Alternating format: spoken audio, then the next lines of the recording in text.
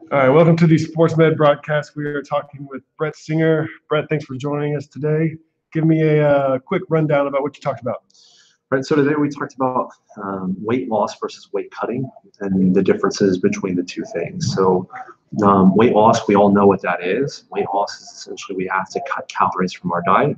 And when we cut calories from our diet, we lose weight from reduction in body fat and or a reduction in lean body mass as well. Right, weight cutting is completely different. If we're trying to realistically weight cut in an appropriate manner, then what we're trying to do is now, rather than cut calories, we're trying to manipulate the gut contents that we have as well as the amount of water weight that we have. So essentially, we're trying to manipulate the amount of food that's in our stomach and our gastrointestinal tract, and we're trying to manipulate our water weight. And by doing that, we temporarily reduce body weight, but that's not a long-term strategy. So I think oftentimes high school athletes who are weight class athletes, which is who this would be for, right, are the types that are usually kind of mistaking those two things and trying to utilize one or the other at maybe the wrong time. So just a quick overview of the athletes and the sports that you feel like this is most closely directed to. Yeah, so in the high school setting, it's going to be for wrestlers, and it's going to be for, we see powerlifting as a sport that's utilized in some schools, and that's weight class as well. But otherwise, you'll see rowers, there's lightweight rowers, you'll see judo, karate, MMA, boxers. So this applies to all those as well, that anyone that would be in a weight class sport. Cool. So you mentioned there's all kinds of different strategies. First, just talking about weight loss. So if you're trying to get down to a certain position or percentage, can you kind of just talk about the different strategies that are out there and then maybe direct us in the right direction? Yeah. So when you work with an athlete or anyone in general who's talking about weight loss, they'll bring up all sorts of different strategies and they'll bring up all sorts of different diets. When you really look at the literature, whether it's low carb or a low fat or a ketogenic diet or a paleo diet or whatever it may be, all of those diet strategies are essentially getting to the same goal. They're all creating an energy deficit, which then results in weight loss, right? So ultimately, from my standpoint as a practitioner, I have to work with the individual on what makes the most sense for them. But most of the time, it's a more balanced approach from my standpoint. So I'm helping an athlete find where can they reduce their calorie intake in order to reduce body weight. We talked about it a little bit today. I don't generally recommend that high school athletes track or count calories. And I really don't necessarily go over calories with a lot of high school athletes because I feel like sometimes it leads to behaviors that aren't necessarily ideal. Instead, what I suggest is we look at their diet and we identify where maybe there's some easy switches that can be made. So oftentimes high school athletes are making mistakes like large sugary beverages, high-fat foods, fried foods, processed foods, things that might be a little bit higher in calorie and not particularly beneficial. If we can sub some of those things out for higher quality foods, then that can be an easy way to reduce weight without necessarily having to count calories. Now, higher level athletes who are weight class athletes may need that sort of information and that level of detail. But for this particular group that we're talking with, a lot of times with high school athletes, we don't need that level of detail. We just need to make some simple, obvious changes to the diet. And when we do that, we reduce calories and we lose weight. Yeah, so I mean, considering a typical high school athlete diet, right, nutrition is probably not the number one thing that's going through their mind. It's what's easily accessible, what I do not have to cook, right, and then what can I take with me in the bag? Right. To school. So how are you kind of working around those limitations? Yeah. So, I think an easy step oftentimes is rather than having them try and track calories per se, what you can do is sit down with them and just ask. So I'll sit down and say, what was your first meal of the day? When was it? And then all the way through the last meal of the day. What did they eat? When did they eat? What types of snacks have they had? And we start to look at it. And if you're an athletic trainer, if you're a physical therapist, if you're a parent and you're working with a young athlete and you're trying to identify those things, writing it down on paper, you can quickly identify, okay, here's some things that we're typically doing that we could maybe cut down on or swap out and have an easy reduction in weight. The other things is just really emphasizing, to me, two things that I would usually emphasize for someone who's trying to reduce weight is emphasizing protein and emphasizing lots of veggies. I mean, if we're doing that, You're going to have a hard time ever overeating on vegetables. They're very low calorie, very nutrient dense foods, very filling.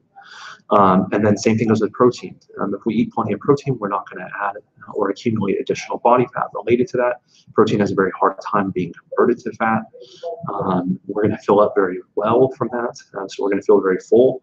And then ultimately, protein is going to be very helpful for maintenance of muscle mass while we're in a caloric deficit. So if we emphasize those foods, generally we'll have some success with weight loss. Right. So, I mean, high school athletes and just, individuals in general who aren't closely related to these professions, they're probably looking for the quick fix, or they're reading a blog of a person who says, this is how I did it, and this is how you need to do it. Intermittent fasting. There's about 12 different ways to intermittent fast. Yeah. Okay. And I'm assuming everybody's going to have, based on their physique, genetics, and whatnot, there's something that's going to relate to them and work for them best. And then you mentioned weight loss and muscle mass. So any athlete is going to know that getting stronger, carrying muscle is important for their sport, right? So that's the next big thing is how do I lose weight and not lose strength? Yeah. So now if we're creating a calorie deficit, however we do that, we're going to lose weight.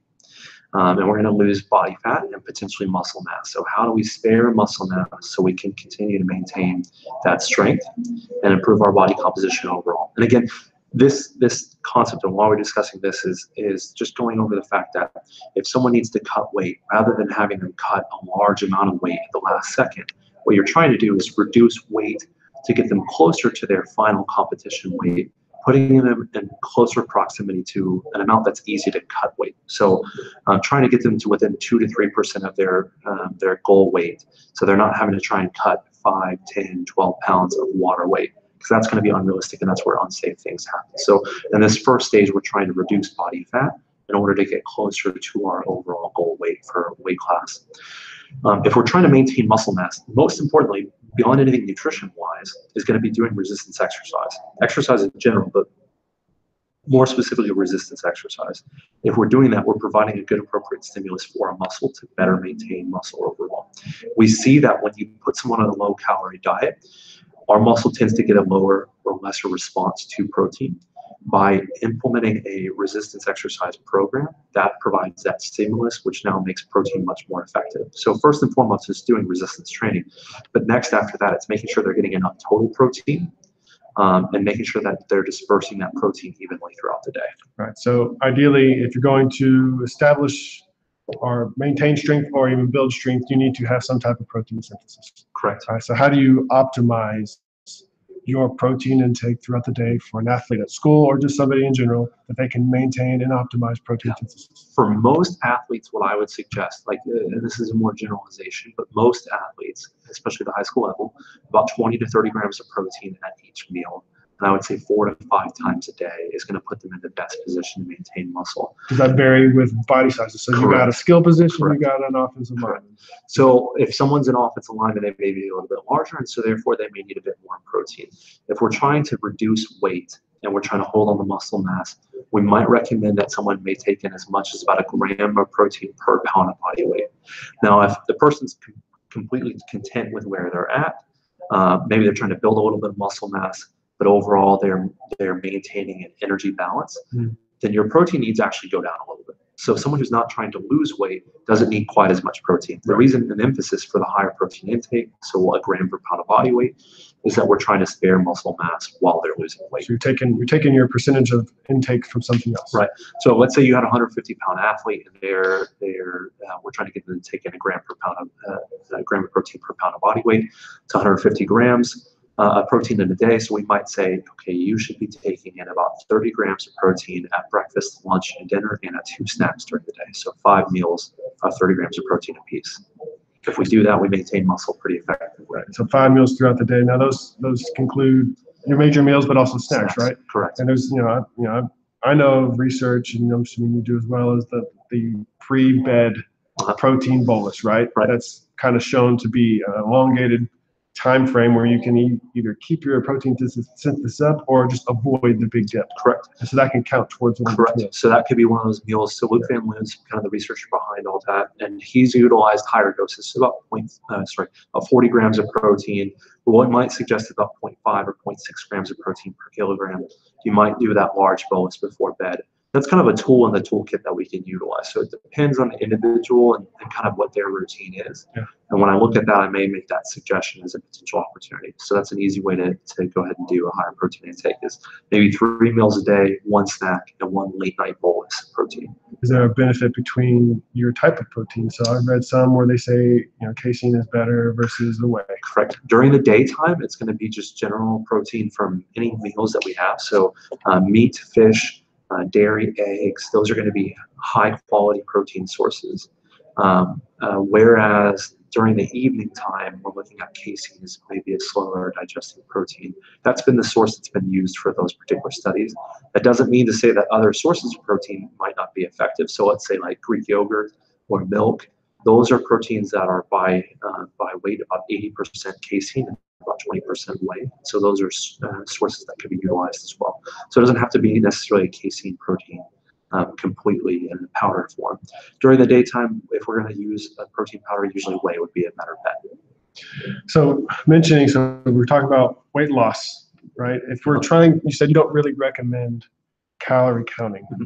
It's difficult. I mean, nobody's going to want to count, do that 26, all the different things. Do you have a realistic or just a general way to say, hey, this is a good idea to know how to control your portion sizes and things like that? Yeah. So there's a couple of things. For one, I don't mind calorie counting in certain circumstances. It is very difficult to do, but some people that are adults, I feel a little bit more comfortable with them. In this case, where it's a high school athlete, that's where I usually suggest, let's just focus on quality behaviors as opposed to trying to count calories. From a meal standpoint, we have a lot of people have seen like the MyPlate, which is where they give you the divisions of how a plate should look, so where your dairy goes and where your protein goes and your grains and all that. We have what's called athlete plates, which were developed by USOC, and I think maybe a few other groups as well contributed to that. And essentially, the way we would look at this is if someone's trying to reduce calorie intake in order to lose weight, what we would do is make about half the plate made up of color, so fruits and vegetables. About a quarter or maybe even a little bit more of the plate made of protein, and a quarter or a little bit less made up of starch. By doing this, we're emphasizing more nutrient-dense, lower-calorie foods, and that's an easy way to kind of portion things out overall. So kind of just talking about some things that are floating out there, misconceptions or things that you might agree with or disagree with. Weight loss based off somatic types. Eating based off your body type. What's going on? Yeah, no. I think nutrition is very individualized, and you have to find something that works for that. But to sit there and try and suggest that someone should eat a certain way because of their body type has not been shown in any evidence. Nutrient timing. I think nutrient timing matters to an extent, and there has been some more research that's come out on kind of when you're having your meals and what effect that may have. I think there's still emerging evidence on that. And I think it's hard for us to make a firm stance or firm statement on that. I think nutrient timing is definitely a factor when you're looking at things like recovery or protein distribution or pre-competition, pre-exercise fueling. I think in those cases, nutrient timing really matters. But I don't think it's something we have to focus on at all times of the day and in all situations. I think it's case by case. Yeah, you hear a lot about, in general, back whenever I was an athlete, doing more than just kind of recreational lifting and sports. The big adage was you have to have your post-workout, pre-workout meals prepared within that 30-minute time window, right? Yeah. A lot of research came out about that. And then now they're saying, well, as long as it's the total protein, it's the total intake. So, I mean, is it kind of a gray area? Yeah, so there's arguments on this, and you'll see there's different articles on even like for and against it. What I would say is generally my thought on this is that for the most part, most people don't like to eat right before a tough workout. So you could logically say most people are going to eat 2 hours in advance, maybe an hour in advance of the workout. They're going to go do a heavy lift or hard lift, or maybe an hour, maybe a little bit more. And then their appetite's going to be fairly poor for just a little bit of time. But by that point, we've now been maybe 2, 3, 4 hours since our last meal. Mhm. So we're getting to the point where the next meal is kind of on time anyways. Right. So from my standpoint, I think for the most part, it works out that way. But I also don't think, like, at the end of the day, I think we're talking pretty minute differences. If you're getting good quality protein enough, and we're distributing it throughout the day, and we're training effectively, then you're putting yourself in the best position. And I think if we worry about that level of detail, it's not quite as important. Now, for glycogen resynthesis after a workout, it becomes a bit more effective to have carbohydrates within the first hour of activity. We see a greater uptake of glycogen or greater storage of glycogen related to taking in more carbohydrates within that first hour. So I do think that matters from that standpoint. But again, it comes down to what's the goal of the activity that you're doing. Sure. And with the next session, you're going to be doing your win and all that. And endurance athletes going to differ versus From a like your resistance energy training. system, right? If Yeah. your energy system is sprints and it's going to be real quick, lifting versus I'm actually going to have to run long Correct. distances. Yeah. That's going to happen. Do you have a workout the same day, or is your Right. workout 2 days from now? Is it tomorrow? That all factors in. And if it's resistance training, then at that point, the goal may be hypertrophy and hypertrophy alone. Well, there doesn't really seem to be an added benefit in terms of muscle protein synthesis and hypertrophy if we take in carbohydrates immediately post resistance training or don't. So as long as we're meeting our protein needs, that's fine and that's sufficient. So again, kind of what's the overall goal? And I'm not saying that we shouldn't have carbohydrates after resistance training, but it's to think about what's the situation, what's the goal, what's the activity, what's the goal of that activity. And this goal that we talked about today, I mean, we can obviously expand on different things, but weight loss in general, right? So we talked about weight loss and then weight cutting. Right. So weight loss, if we're going to be doing these workouts and our nutrition, how we're going to eat, what we're going to eat following a workout, all right. And if we're still trying to control our portions and control the intake, how much time do we need to consider for recovery? So if there's a protein degradation breakdown and we have synthesis following, and we're really trying to watch these, not going to say calories, but your nutrients in your diet, how much time do you need to give your body where you're replenishing it with a sufficient amount of protein where you can say, okay, now I can kind of cut back a little bit to get that lower intake to help with the overall cutting of weight loss. So, you don't want to keep up that if you're eating a bigger meal post-workout for your recovery purposes. But the ultimate goal is weight loss. When do you feel like it's an actual time frame wise where you can start to cut back a little bit on that nutrition? Yeah. To not get that, so you're not impeding that protein synthesis. Yeah. So I think if you're losing weight, it's always going to be like that reduction of muscle protein synthesis is going to be an issue regardless. Yeah. So long as you're doing your nutrient timing, then you're going to put yourself in the best position, or your protein distribution and your resistance training. I don't think there's a 24, 36-hour window, Yeah. something you read where you just have to, you want to maintain a certain period of time. Like if they have a Monday to Thursday workout. Right. So in that case, I think we're focusing on protein throughout those days, each day. And then ultimately muscle protein synthesis, we'll see an increase related to that resistance training for 1 to 2 days afterwards. Okay. If you're in a caloric deficit, you're going to see a little bit of a hit on that, but ultimately I think you'll be okay. I think it's just thinking about what's the situation, what's the overall goal.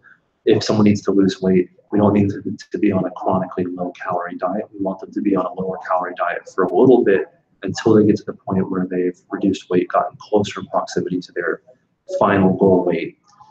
And then at that point, now we want them to be on calorie maintenance. We don't want them to be on a calorie reduced diet. And so as you mentioned in your talk, getting close to that weight cutting, right? You said within 2% of the idea that when you start that little bit more advanced techniques to get down to that point, you talk about for high school athletes, I'd say a good recommendation would be about a 2 to 3% weight cut. So no more than about 2 to 3% weight cut. So in other words, what that means is if you're trying to lose weight to get closer to your weight class, what you'd like to do is get your weight to within about 2 to 3% of that goal weight. So if it's a 150-pound athlete, we probably don't want to be much further than about 3-4 pounds away from that weight class that we're shooting for at that point. Now, I think for some athletes that are professional, they can get away with more. So you might see 5% or even greater reduction in weight. But in part, that's because they've got more time between weigh-in and the competition itself. right? And it's also because they've got a bit more experience with it and they can handle those things a little bit more. For the trainers and therapists who aren't familiar with the rules and regulations of weighing in and competing, can you kind of expound on the differences between high school and collegiate?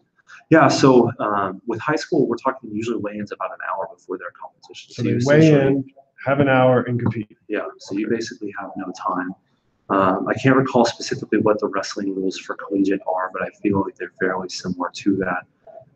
As you move up to judo and MMA and things like that, you may have a few hours, you may have a half day, you may have a full 24-hour period. In some cases, you may have multiple weigh-ins. So if you're a boxer, you may have to weigh in before every match. If you're someone who's doing something, I can't remember what sport exactly, but there's some sports where you may be able to weigh in once, and even though you're having a multi-day tournament, may not have to weigh again and then weigh again. In a high school setting, if they're having multiple weigh-ins, they also get some grace weight as well, so they're able to. They don't have to cut to the same weight for both days. They may be allowed a little bit of additional like a standard deviation. Yeah. You feel like this is a controversial topic whenever you're dealing with younger athletes? Yeah. So, originally when you start to talk to athletes, your mindset is, well, let's just not cut weight. Let's just reduce weight in a safe manner, get you to your weight class, and compete at whatever weight is natural for you and leave it at that. But the moment you try and tell a weight class athlete that, you kind of lose them pretty quickly. So at that point, you have to kind of utilize the information that's evidence-based, that's safe, and at the same time still allows them to cut weight. And when you introduce some of those strategies and they see that they can work, it kind of flips the switch for them and they realize, okay, maybe some of the things I was doing are not quite so necessary. And hey, this is something I didn't think about. It still allows me to cut weight. So it's not changing that mindset from them necessarily. It's just changing the tactic and making it a little bit more effective. So, and I think it helps them too. When you as a practitioner, you're giving them a weight cutting technique, which actually works, has evidence behind it, and it's something they hadn't thought of before. Right? All of a sudden, that's something you're bringing something new to the table, and they want to hear more about what you're talking about. Parents, what do you hear about from parents? What are their concerns? So it kind of runs the gamut with them. So you're going to have parents who are concerned and don't want them to use weight cutting techniques and have their cautions with how they want to approach it. You have other high school parents who I've talked to where they're encouraging it, pushing it, and giving them strategies. Oftentimes, things that they may have done in their past. Right. That are out of date and inappropriate. So, you've got to be able to, again, just like you educate the student athlete, you got to be able to educate the parent as well and help them explain or help them understand why that may not be appropriate and why it might not be necessary to have a given result. You mentioned in your talk the different macronutrients and how they can affect your ability to cut weight while still maintaining a nutritional balance. Can you kind of talk about those? And so as a therapist and a coach, I'm not going to sit down and pretend like I'm a dietitian. But if I have a question, and that question is, what should I be eating? I can kind of give them a broad answer. Yeah. And if there's more information that I need to pass on, I can direct them towards you. Yeah. A normal strategy before competition is we should be eating lots of carbohydrates. Like that's the standard for just about everyone. Yeah. Right. For a weight class athlete, it kind of changes, and that's weird, and it's hard to wrap your mind around. But we don't want to cut calories when we're cutting weight, right? So if we're trying to cut weight, we're trying to maintain a high calorie intake so we can maintain energy. Right. Now that's the first mistake a lot of kids will do is they'll just cut out foods altogether. Yeah. So they are putting themselves in an energy deficit. So problem is it works, right? Right, it does. But we're not going to lose body fat the day before competition. That's just not going to happen. And so not in a significant manner. So that's not really contributing to weight cutting. So instead, when we consume carbohydrates and plenty of carbohydrates, we also store water weight related to that. So for every gram of glycogen we store about 3 grams of water weight to go with it. So by switching and focusing more on fats and proteins, we can sometimes decrease the volume of food related to that. We can decrease the fiber intake because we cut down on a lot of carbohydrate-rich foods, which are also high in fiber. But we also decrease water weight related to that water storage that goes with glycogen. And so we may lose a couple of pounds through a reduction in carbohydrate intake without changing calories. So if we take in the same amount of calories, but just swap in fats and proteins for carbohydrates, we may lose a few pounds of water weight, which is why sometimes you'll see someone who goes on a low carb diet has a pretty initial quick response and reduction in weight. In part, that's going to be due to loss of water weight, right? So that didn't require you to eat less, it just required you to change where those calories are coming from. Resources. So let's say I come across this, you're not available. I just want to give them some good resources. I bet I can have those available, and then, you know, obviously passing those on.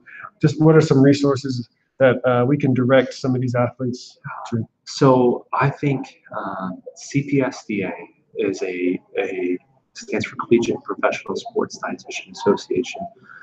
CPSDA has a website, and on that website they have handouts, and so you'll be able to find them on the toolbar where it'll say handouts. And they have different handouts for all sorts of different sports, and one of those is, or two of those are actually on wrestling and weight class sports. So that's an easy source. It has kind of a full explanation of different time frames and time of the year and what athletes should be doing as far as that. I would say that's a really good initial resource. There's a program called My Sports Dietitian, which has a book as well as some videos from a particular dietitian that works for the UFC, who talks all about weight class sports and weight cutting. And I think those are some good resources and short videos.